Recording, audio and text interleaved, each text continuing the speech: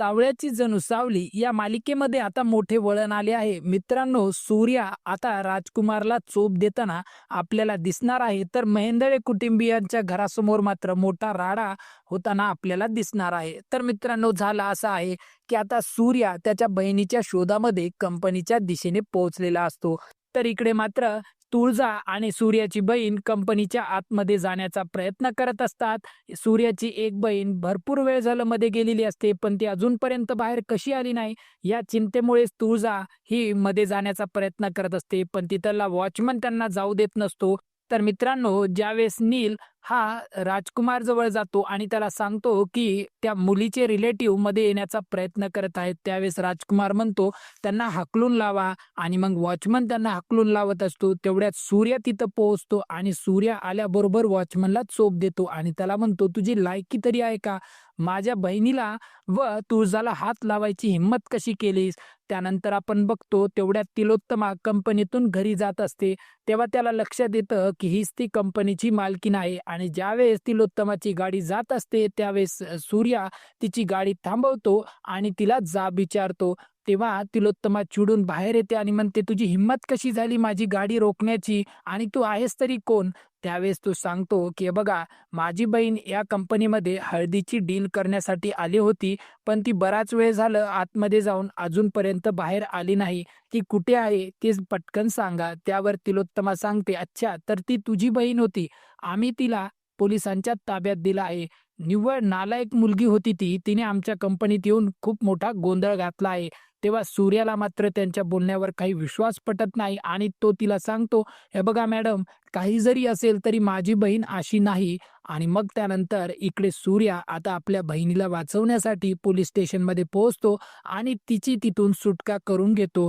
तर मित्रांनो, इकडे मग तिलोत्तमा ही घरी पोहोचते. सारंग ज्यावेळेस कंपनीमध्ये पोहोचतो त्यावेळेस तिथे घडलेला सगळा काही प्रकार त्याच्या कानावर पडतो आणि हे देखील त्याला कळतं की तिलोत्तमाचा कोणीतरी अपमान केलेला आहे आणि त्यामुळे तो पटकन घराच्या दिशेने धाव घेतो. ज्यावेळेस तो घरी पोहोचतो त्यावेळेस तो विचारतो, मॉम, आज तुझ्यासोबत जे काही घडलं आहे ते कोणी केलं आहे आणि कोण होता तो माणूस?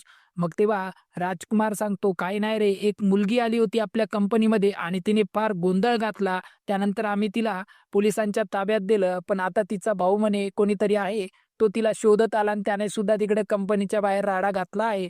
त्यावेळेस मग सारंग म्हणतो, हे बघ, त्याने माझ्या आईची बेइज्जती केली आहे, त्यामुळे आता तो कोणीही असू दे, मॅटर कितीही वाढलं तरी चालेल, पण मात्र आता मी त्याला धडा शिकवल्याशिवाय राहणार नाही. आणि हे सगळं बोलत असतानाच आपण बघतो तर इकडे सूर्या, तुळजा आणि सूर्याच्या बहिणी या सारंगच्या घराच्या बाहेर आलेले असतात आणि सूर्या राजकुमारच्या नावाने मोठमोठ्याने आवाज देत असतो आणि मोठा गोंधळ झालेला बघून मात्र घरातील सगळेच जण बाहेर येतात आणि सूर्य ज्यावेळेस राजकुमारला बघतो त्यावेळेस मात्र सूर्याला त्याचा राग अनावर होतो आणि तो राजकुमारला चोप द्यायला सुरुवात करतो. तो त्याची गच्ची पकडतो आणि त्याला म्हणतो, तुझी हिंमत कशी झाली माझ्या बहिणीला अपमानित करायची, माझ्या बहिणीशी असं वागायची? हे बघ, तुला डील करायची नव्हती तर तू तसं सांगायचं, मग आम्हाला इथे का बोलून घेतलं होतंस? आणि तू जे काही आज वागला आहेस ना, त्यामुळे आता मी काही तुला सोडणार नाही. तुझ्यामुळे माझ्या बहिणीला त्रास दिलेला आहे आणि सूर्याच्या बहिणीला त्रास म्हणजे डायरेक्ट सूर्याला त्रास. आता त्याच्यामुळे तुला मी काही सोडत नाही आणि तो राजकुमारला दे दनादन चोप देत असतो.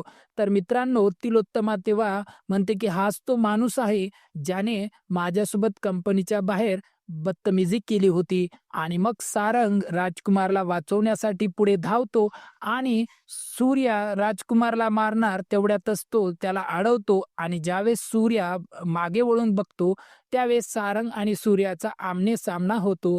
मग आपण बघतो मित्रांनो, सारंग त्याला विचारतो, सूर्या, तू इथे काय करतोयस? तेव्हा सूर्या म्हणतोय, मला पहिले तू सांग की तू इथे कसा आणि हे सगळे कोण आहेत? त्यावर सारंग सांगतो, अरे, ही माझी फॅमिली आहे आणि तो राजकुमार आहे. तेव्हा मात्र सूर्य त्याला सांगतो, हे बघ सारंग, तुमच्या घरच्याकडून आणि तुझ्याकडून मला ही अपेक्षा नव्हती. माझी बहीण तुमच्या कंपनीमध्ये हळदीची डील करण्यासाठी आली होती, पण या सर्व लोकांनी तिच्यावर खोटे नाटे आरोप केले. या माणसाने तर तिचा अपमान केला आणि तिला तिथून हाकलून लावलं, पोलिसांच्या ताब्यात दिलं. हा सगळा काही प्रकार ऐकल्यानंतर मात्र सारंग चांगला चिडतो आणि रागाने राजकुमारकडे बघून म्हणतो की तुझ्याकडून मला ही अपेक्षा नव्हती. पहिले कन्फर्म तर करायचं कोण आहे कोण नाही. आणि मग तेव्हा तिलोत्तमाला सगळा प्रकार ज्यावेळेस कळतो की ही मुलगी आपल्या कंपनी सोबत डील करण्यासाठी आली होती आणि या राजकुमारनेच तिचा अपमान केला. उलट राजकुमार आपल्याशी खोटं बोलला, या मुलीची काही चूक नव्हती हे कळाल्यानंतर मात्र आता तिलोत्तमाला गिल्टी फील होतं आणि ती सगळ्यांची सॉरी म्हणते. तर इकडे राजकुमारचा खरा चेहरा मात्र आता सगळ्यांसमोर येतो आणि ऐश्वर्या आणि राजकुमारने मिळून हे सगळं काही केलेलं असतं. राजकुमारने सिगरेट हळद मिक्स केलेली असते चांगल्या हळदीमध्ये आणि त्याचा प्लॅन असा असतो की याच्यामध्ये भरपूर पैसा लुटायचा. पण तो सगळा काही प्लॅन आता फ्लॉप होताना आपल्याला दिसत आहे. तर मित्रांनो, सावलीची तुळजा ही मैत्रीण असल्यामुळेच आता सारंग परत एकदा सूर्याला मनावून आता ती डील यशस्वीरित्या पार पाडणार आहे. परत एकदा सारंग आणि सूर्यामध्ये हळदीची डील यशस्वीरित्या होताना आपल्याला दिसणार आहे. तर यामध्ये महत्त्वाची भूमिका सावली बजावताना आपल्याला दिसणार आहे. पुढे इकडे आपण बघतो की सावली ही किचनमध्ये काम करत असते. त्यावेळेस तिथे भैरवी पोहोचते आणि भैरवी सावलीला म्हणते, "हे बघ सावली, तुझी हिंमत कशी झाली की तू मला दिलेला शब्द मोडला?" तेव्हा सावली म्हणते, "हे बघा, मी कुठलाही शब्द मोडलेला नाही." तेव्हा मात्र भैरवी तिच्या कानाखाली मारते, "आता तरी आठवलं का काय तू केलं आहेस? तुझी हिंमत कशी झाली? मला न विचारता तू तुझा आवाज दुसऱ्या एका ॲडसाठी दिला आहेस आणि आपल्या दोघात कॉन्ट्रॅक्ट झालेला आहे. तुझा आवाज तू माझ्याकडे गहाण ठेवलेला आहेस आणि असं असताना देखील तू गाणं गायची हिंमत कशी केली?" तेव्हा सावलीला प्रश्न पडतो की यांना कसं कळालं? कारण की तुळजाने तर मला वचन दिलं आहे की ती हे कुठेही सांगणार नाही की तिच्यासाठी मी गाणं गायलं आहे. मग यांना कसं कळालं की मी तिच्यासाठी गाणं गायलेलं आहे? तेव्हा भैरवी पुढे म्हणते, "आता तर तू सगळं काही विसर. तू कॉन्ट्रॅक्ट तोडलंस, तू तुझा वादा तोडलास. आता मीही माझा शब्द पाळणार नाही. आता तुझा भाऊ जे अप्पू जो आजारी आहे त्याला आजारपणासाठी पैसे तर लागतीलच ना.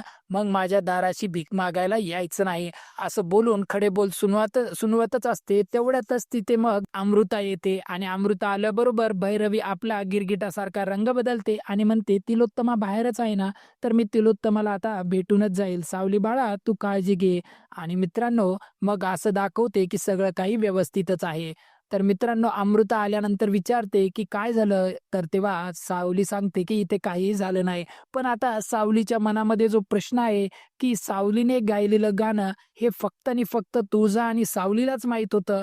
तर असा तिसरा कोण माणूस आहे की ज्याने भैरवीच्या कानावर हे सगळं काही घातलं आहे? आता याचा शोध सावलीला घ्यावा लागणार आहे. तर मित्रांनो, मालिकेचे असेच अपडेट बघण्यासाठी आमच्या चॅनलला सबस्क्राईब करून ठेवा. आता भेटू पुढच्या व्हिडिओमध्ये. जय हिंद, जय महाराष्ट्र.